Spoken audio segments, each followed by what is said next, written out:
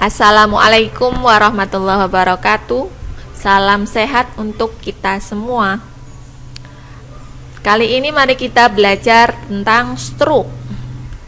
Apa sih itu penyakit stroke?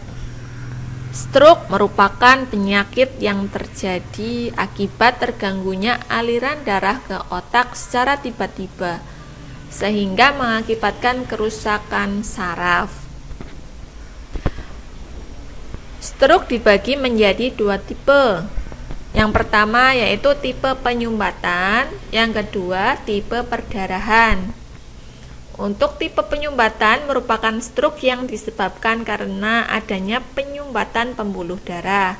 Sedangkan tipe perdarahan merupakan stroke yang disebabkan karena adanya perdarahan di dalam otak. Biasanya untuk yang stroke penyumbatan, gejalanya akan muncul secara bertahap dan pada saat istirahat. Misalkan penderita stroke itu gejala muncul saat bangun tidur. Sedangkan tipe perdarahan, gejalanya biasanya muncul secara tiba-tiba saat aktivitas. Biasanya pasien saat bekerja di ladang, kemudian tiba-tiba terjadi penurunan kesadaran atau terjadi kelumpuhan. Siapa yang beresiko terkena stroke? Ada faktor resiko yang tidak bisa dirubah atau sudah bawaan. Yang kedua, ada faktor resiko yang masih dapat dirubah. Untuk faktor resiko yang tidak bisa dirubah, yang pertama, usia. Usia di atas 55 tahun memiliki resiko stroke yang lebih tinggi dibanding usia yang masih muda. Walaupun tidak menutup kemungkinan usia muda juga bisa terkena stroke. Yang kedua yaitu jenis kelamin. Untuk jenis kelamin pria lebih beresiko daripada wanita. Yang ketiga, riwayat keluarga yang terkena stroke. Misalnya ada anggota keluarga lain yang terkena stroke. Untuk yang keempat, untuk ras, orang kulit yang berwarna lebih beresiko. Untuk faktor resiko yang dapat dirubah yaitu hipertensi. Hipertensi merupakan faktor resiko utama terjadinya stroke. Untuk yang kedua, penyakit jantung. Yang ketiga, kolesterol tinggi.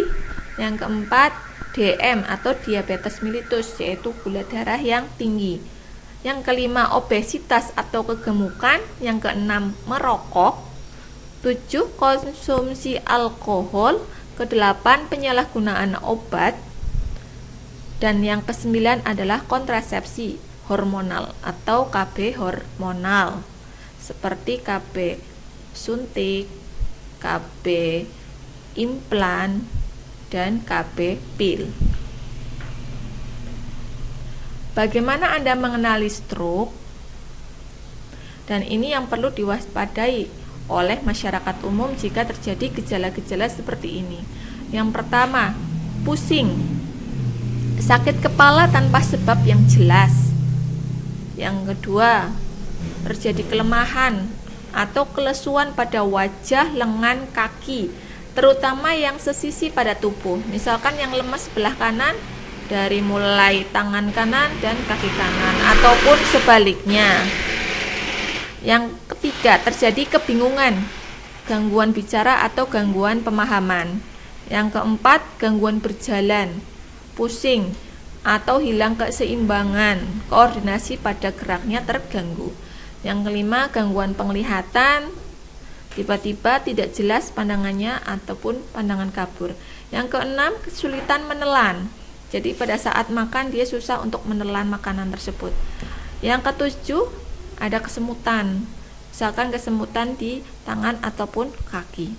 Yang kedelapan itu terjadi penurunan konsentrasi, kehilangan memori bisa jangka panjang ataupun jangka pendek.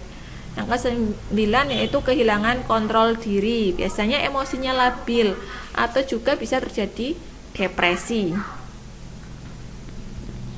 Bagaimana untuk mencegah stroke? Bagi penderita hipertensi harus mengkonsumsi obat antihipertensi secara teratur dan kontrol secara teratur. Obat rendah dietnya juga rendah garam dan kaya sayur dan buah. Olahraganya juga teratur dan cukup. Untuk kadar kolesterol yang tinggi juga perlu mengkonsumsi obat kolesterol. Dietnya juga yang baik dan benar. Sedangkan untuk penderita DM atau diabetes mellitus juga perlu menjaga kadar gula darahnya harus stabil. Obat DM-nya perlu dikonsumsi secara teratur. Di DM-nya juga perlu kepatuhan. Untuk yang memiliki obesitas atau kegemukan perlu diet sehat dan olahraga. Serta yang penting juga hindari merokok. Bagi yang sudah merokok perlu stop rokok. Merokok dapat meningkatkan resiko stroke hingga 50%. Hindari konsumsi alkohol. Selain alkohol juga haram. Untuk penghentian pemakaian kontrasepsi hormonal pada wanita yang hipertensi. Jadi wanita yang hipertensi atau tensinya tinggi ketika hamil dan melahirkan kemudian ingin menggunakan alat KB dihindari untuk yang hormonal, misalkan pil, suntik ataupun implan atau susuk. Yang bisa digunakan mungkin seperti IUD atau KB alami. Untuk perawatan yang dilakukan di rumah pasca stroke, yang pertama, konsumsi makanan yang seimbang dan bergizi. Yang kedua, lakukan aktivitas atau olahraga dengan teratur serta hindari stres. Periksa kesehatan dan pengobatan secara teratur, perlu kontrol rutin. Yang kelima yaitu lakukan pergerakan untuk menghindari kekakuan otot yang disebut dengan ROM, range of motion, atau latihan gerak.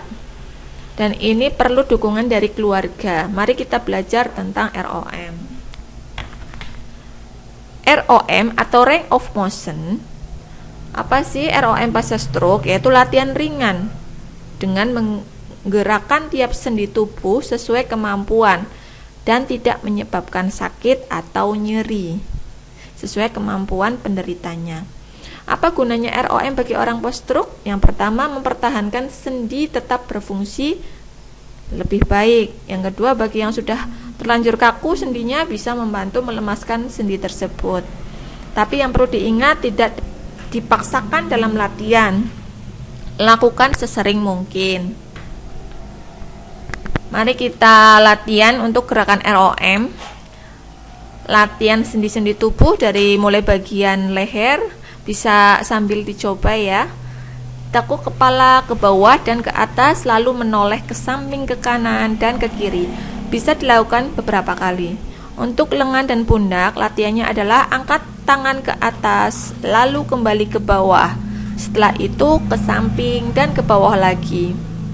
Untuk latihan siku dengan menekuk lengan, gerakan lengan ke atas dan ke bawah. Sedangkan pergelangan tangan, tekuk pergelangan tangan ke dalam dan keluar, lalu samping kiri dan kanan. Jari-jari tangan juga perlu dilakukan latihan.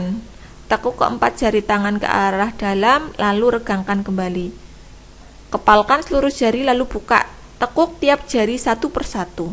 Itu latihan untuk jari tangan. Kita ke kaki. Untuk lutut, angkat kaki ke atas, lalu lutut ditekuk, kemudian diturunkan lagi. Gerakan kaki ke samping kanan dan kiri, lalu putar ke arah dan luar. Untuk pergelangan kaki, tekuk pergelangan kaki ke atas, lalu luruskan. Tekuk jari kaki ke atas dan ke bawah. Jika penderita stroke masih mampu berdiri, lakukan gerakan badan membungkuk, kemudian putar pinggang ke samping kanan dan kiri. Dari anggota keluarga yang lain bisa membantu. Untuk ROM ada ROM aktif dan ROM pasif. Untuk ROM aktif dilakukan pada penderita yang masih bisa melakukan gerakan secara mandiri. Jadi anggota keluarga cukup memberikan arahan atau motivasi dan dukungan. Sedangkan ROM pasif yaitu jika penderita stroke tidak bisa melakukan gerakan secara mandiri. Jadi perlu bantuan digerakkan oleh orang lain, dibantu digerakkan sendi-sendinya. Seperti itu. Terima kasih, semoga bermanfaat. Dari saya cukup sekian, kurang lebihnya mohon maaf. Wassalamualaikum warahmatullahi wabarakatuh.